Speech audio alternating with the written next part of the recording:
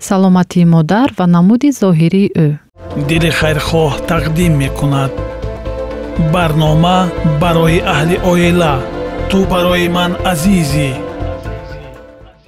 ба қадри саломатии модар расидан лозим аст.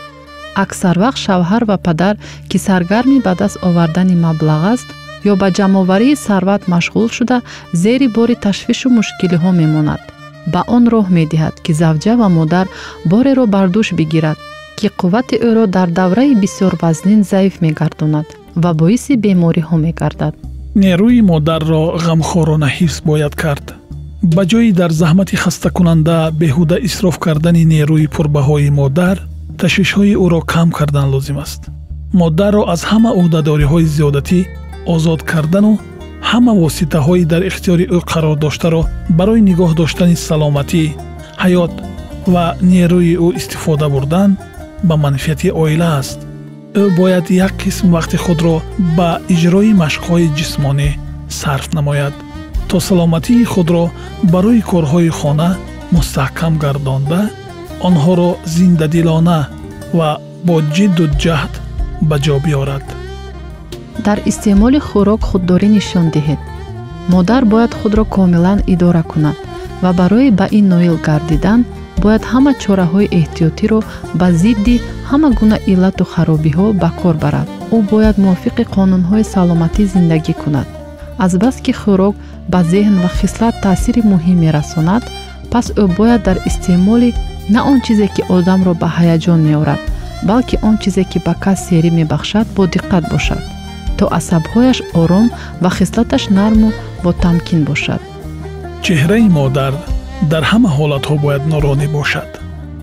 модар метавонад ва бояд сари он зиёд кор кунад, то дар лаҳзаҳои роҳафтодагӣ идора кардани асабҳо ва ақли худро биомӯзад. ҳатто ҳангоми бемор будан ӯ агар бихоҳад метавонад хушҳолу хушфеъл буданро одати худ гардонад. модар набояд кӯдаконро ба мушоҳида намудани нотавонии худ водор созад. ӯ набояд ақлҳои ҷавону таъсирпазирро бо рӯҳи ғамгини худ тира гардонда, онҳоро ба фикре ки хонаашон ба қабр, тиратарин макон дар ҷаҳон монанд аст, маҷбур намояд. хираду ақлу эҳсосот ба шарофати саъю кӯшиши ирода ба мо итоат мекунанд. асири нуқтаи назари ҷомеа набошед. аксар вақт модарон дар бораи он ки дигарон дар хусуси одатҳо, либосу нуқтаи назари онҳо чӣ фикр мекунанд, ташвишу нигаронии азиятовар нишон медиҳанд. магар ин ғамангез нест, ки бисёр одамон аксар вақт аз он ки ҳамсояҳо дар бораи онҳо чӣ фикр мекунанд, бештар безобитаву беқарор мешаванд. назар ба он ки дар бораи қарз ва масъулияти худ дар назди оилаи хеш андеша кунанд. модар наметавонад асири нуқтаи назари ҷомеа бимонад, зеро фарзандони худро бояд мувофиқ ба қарз ва шарафи худ тарбия кунад. фикри шавҳар ва фарзандонро ба эътибор бигиред. баъзе занҳо ва модарон эҳтимол фикр мекунанд ки вақте онҳо ба кори хона машғул мешаванд ва онҳоро танҳо шавҳару фарзандон мебинанд, аҳамияте надорад ки намудашон чӣ гуна аст. вале ҳангоми баромадан ба пеши ашхоси бегонае ки ба онҳо иддаое надоранд, бо як тарзи махсус либос мепӯшанд.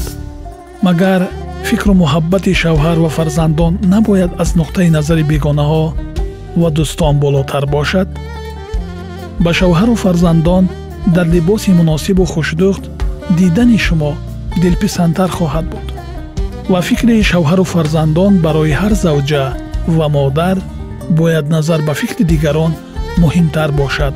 либосеро бипӯшед ки ба шумо зебанда аст.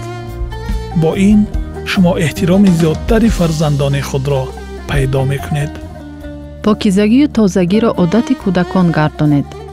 агар модарон дар хона пӯшидани либоси чиркинро ба худ раво мебинанд, пас бо ин ба фарзандони худ бесомон буданро ёд медиҳанд.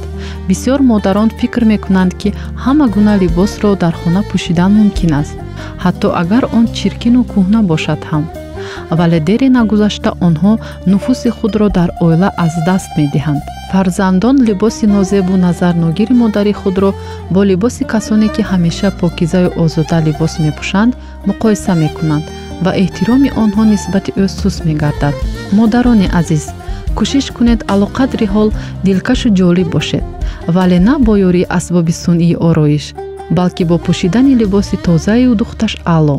бо ин тариқ шумо пайваста ба фарзандони худ тозаю озода буданро таълим медиҳед.